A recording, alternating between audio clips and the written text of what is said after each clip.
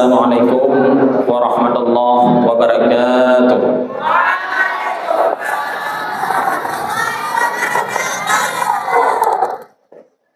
Alhamdulillah, alhamdulillah lihada wa ma kunna linahtadiya laula an hadanallah. Asyhadu an la ilaha illallah wahdahu la syarika lah wa asyhadu anna Muhammadan abduhu wa rasuluh la nabiyya ba'd. Pertama-tama mari kita sama-sama memuja dan memuji Allah Subhanahu wa taala yang mana pada hari ini Allah masih memberikan kepada kita umur panjang, sehat badan, dan masih memberikan waras pikiran, kenikmatan iman dan kenikmatan Islam. Ya Allah masih memberikan kepada kita sehingga pada hari ini kita masih di dalam lindungan Allah, masih melaksanakan perintah Allah, yaitu menahankan diri daripada segala sesuatu yang bisa memasukkan ke dalam rongga fisik kita, sehingga Allah mengampunkan segala dosanya di bulan Ramadan ini. Selawat diiringi salam, mari sama-sama kita saling sajikan kepada kepangkuan alam Nabi besar Rasulullah sallallahu alaihi wasallam dan kepada para sahabat beliau sekalian yang satu perjuangan untuk menegakkan agama ini. Kata-kata ta'zim yang pertama sekali yaitu kepada Bapak Kepala Sekolah dan kepada seluruh Dewan Guru yang telah hadir, dan yang kami cintai adalah siswa dan siswi SMP baik kelas 1 maupun kelas 2 yang telah hadir pada hari ini. Yang kelas 3 insyaallah besok akan hadir seperti biasanya, karena pada 2 malam yang lalu kelas 3 telah melaksanakan ibadah mabit di sekolah kita ini. Insyaallah tahun depan giliran yang kelas 2 sekarang, insyaallah ya, mabit ini penuh dengan kegiatan-kegiatan. Insyaallah kalian dikasih kesehatan, jangan ada yang sakit-sakit. Puasa depan insyaallah kelas 2 sekarang, ini kelas 3 kita merasakan. Nah, pada kesempatan ini Ustaz meminta sedikit waktu untuk menunggu waktu-waktu zuhur. Ustaz dikasih tugas hari ini yaitu tentang memberi tausiah atau nasihat kepada kita semuanya yang berjudul membangun aset untuk akhirat. Kita tahu bersama hidup ini bukan hanya di dunia, akan tetapi ada kematian. Makanya kehidupan dunia perlu kita sadari bahwa ada masa depan yang hakikat. Ketika kita bertemu dengan sakaratul maut, hingga kita berjumpa dengan malaikat menanyakan mana yang baik dan mana yang buruk. Nah, pada umur usia kalian ini sudah ada namanya 2 malaikat. Yang pertama malaikat Atid, yang kedua malaikat Raqib. 2 malaikat ini yang ada di sebelah kanan dan sebelah kiri. Malaikat tersebut tidak pernah tidur untuk mencatat mana perbuatan baik yang kalian lakukan dan mana perbuatan buruk yang kalian laksanakan. Maka 2 perbuatan ini tidak akan terlepas daripada tangan malaikat. Nah, perlu kita ketahui untuk menuju ke dunia lain, sebelum kita memasuki alam barzakh, maka perlu kita investasi amalan-amalan kita ini untuk persiapan akhirat. Yang sering kalian hafalkan, mungkin setiap hari ada kalian baca di dalam surah Al-Duha. Allah Ta'ala mengatakan Wa idh qala rabbuka, kebanyakan minumannya ya. Wadduha, kedua wal laili idza saja, ma wadda'aka rabbuka wa ma qala, walal akhiratu khairul laka minal ula. Walal akhiratu khairul laka minal ula, walal akhiratu khair. Dan sesungguhnya akhirat itu sebaik-baik bagi kamu, dan dunia ini adalah permulaan bagi kita. Dunia sementara, akhirat selamanya. Bagaimana kita melihat ciri-ciri orang supaya dia baik di dunia ataupun baik di akhirat? Sudah ada tanda-tandanya selama dia hidup di dunia. Kalau dia menghabiskan waktu di dunia, maka dia akan penyesalan hidup di akhirat. Tetapi ketika hidup dunia ini dia menghabiskan waktu untuk akhirat, maka itulah orang-orang yang beruntung ketika sakaratul maut. Rasulullah mengatakan, barang siapa pada akhir kalamnya dia sempat mengucapkan la ilaha illallah, maka dia akan mendapatkan surga dari Allah tanpa hisab. Barang siapa yang sempat mengucapkan, karena pertaruhan nyawa ketika ruh keluar ketika kematian itu sakitnya dibandingkan seperti kulit kita dikupas, seperti dikupas kulit kambing. Akan tetapi setelah merasakan itu, kita tidak akan lagi kembali ke dunia. Nah, apa yang harus kita persiapkan ketika kita sebelum berhadapan dengan malaikat sakaratul maut? Maka pergunakan usiamu yang masih dini sebelum masa tuamu. Yang pertama sekali apa? Yang pertama adalah ilmu yang bermanfaat. Bagaimana ilmu yang bermanfaat? Tuntutlah ilmu dari ayunan sampai tiang lahat. Apa artinya?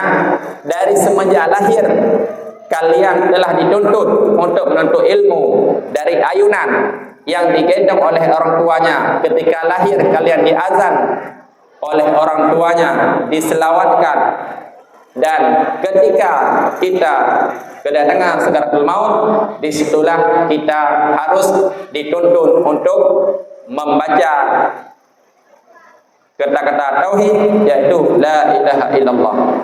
Barang siapa yang keselamatan ilmu di dunia, persiapan untuk akhirat, dialah yang mendapatkan rahmatan lil alamin. Kalau tidak, maka rugilah kita hidup di dunia.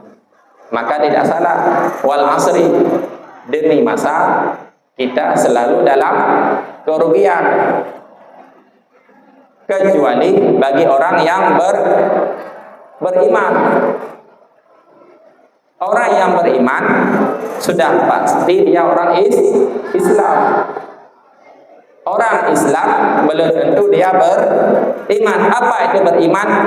Kita kerjakan perintah Allah yang telah dibuat sebuah rukun yang dinamakan dengan rukun Islam. Barang siapa yang sempurna mengerjakan rukun Islam, maka dialah yang dikatakan orang Islam. Barang siapa yang tidak, maka dipertanggungjawabkan ketika di hari yaumil qiyamah.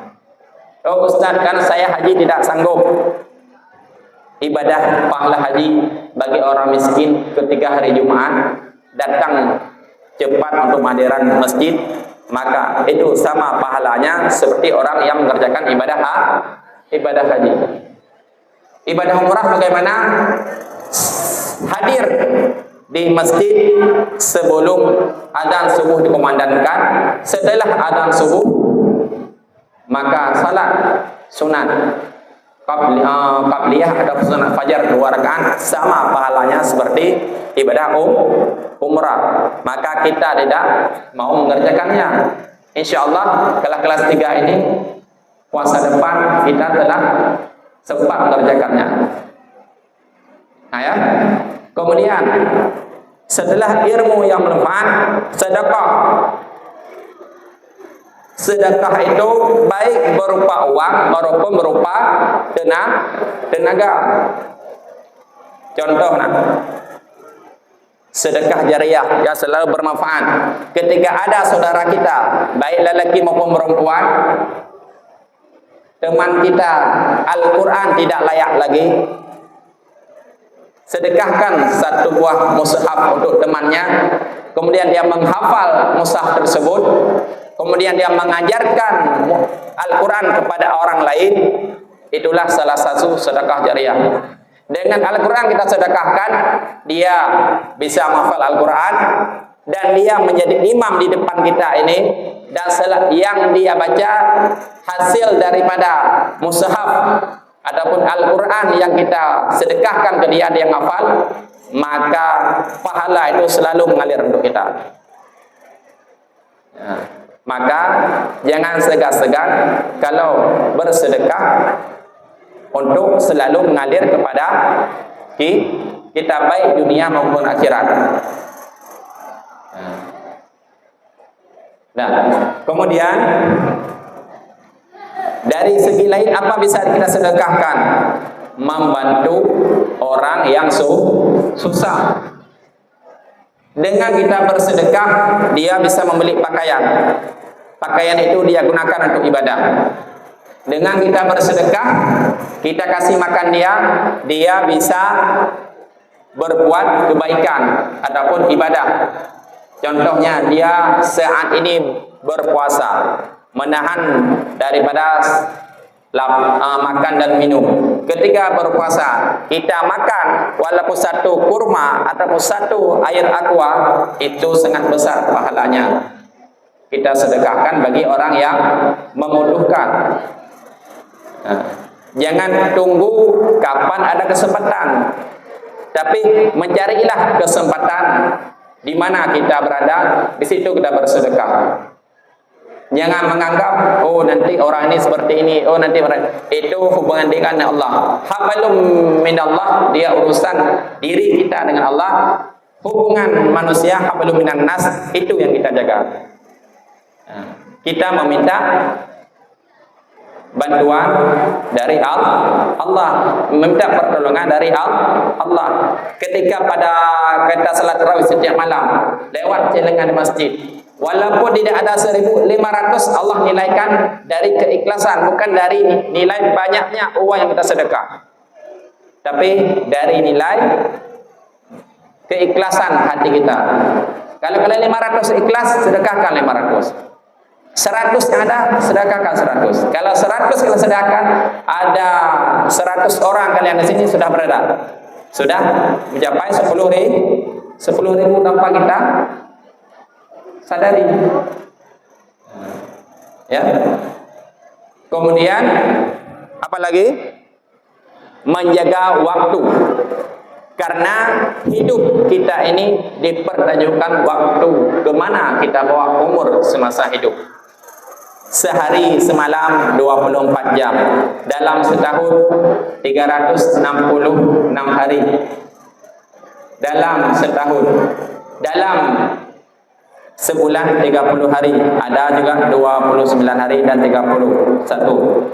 Dikalikan umur kalian saat ini sudah mencapai 12, 13 sampai 15 tahun. Berapa hari sudah hidup kalian? Lebih kurang 6.500 hari yang kalian sedang menjalani. Kemanakah umur kalian bawa? Berapa kali kalian telah melaksanakan ibadah puasa dan berapa kali kalian telah meninggalkannya? Ini semua akan dipertanggungjawabkan ketika hari kelak nanti. Makanya membangun aset di dunia untuk akhirat. Kemudian sedekah jariah sudah, kemudian menjadikan anak yang saleh. Nah, ya Nizam, kalau kalian saat ini hidup berantakan, nah, contoh sudah ada, memang kita suruh ke depan, nah, baik laki-laki maupun perempuan. Enggak kita tunjuk, udah hampir ketahuan ini. Nah, kalau hidup kita baik pada masa dini, maka ke depan kita akan baik. Kalau hidup saat ini kita berantakan, tidak mengenal waktu kapan siang, kapan malam, yang kita jaga cuma waktu makan. Kalau di sekolah waktu istirahat, jangan coba-coba. Nah, kapan nyesalnya? Ketika perempuan umur 25 ke atas baru menunggu. Ini datangnya yang baik apa yang enggak, yang saleh apa yang salah. Nah, jangan harap pingin dapat yang salehah, tapi hidup kita tidak saleh. Maka perlu kita sadari bagaimana kehidupan kita. Kalau kita baik, kita doakan Allah akan mempertemukan dengan orang baik. Kalau kita orang yang tidak baik, maka jangan harap Allah Ta'ala mempertemukan kita tidak baik. Yang artinya baik di sini, baik budi dan baik hati. Bukan dari segi dari kecantikan ataupun dia ganteng. Ya, tapi dari isi dalamnya. Durian boleh buahnya berduri, tapi isi dalamnya sangat mahal. Kalau buah apel satu paling harganya 5.000, kalau durian sampai 100.000. Tapi buahnya berduri, kita pegang aja, kita belah sangat susah. Tapi isi dalamnya luar biasa. Makanya perlu sebelum kita mengatakan kepada orang lain, perlu kita koreksi apa di hati kita saat ini. Apakah sudah bersih? Apakah kita sudah mendekatkan diri kepada Allah? Kesimpulannya, apa yang kesimpulan kita tarik daripada hasil ceramah Ustaz? Yang pertama, kita menanam di dunia sebaik-baik mungkin, maka insya Allah ketika kita panen di hari akhirat, kita akan bahagia. Kalau kita menanami tanaman di dunia yang keburukan, maka akan kita panen yang tidak bagus ketika di hari akhirat. Akhirul kalam, wabillahi taufiq wal hidayah. Wassalamualaikum warahmatullahi wabarakatuh.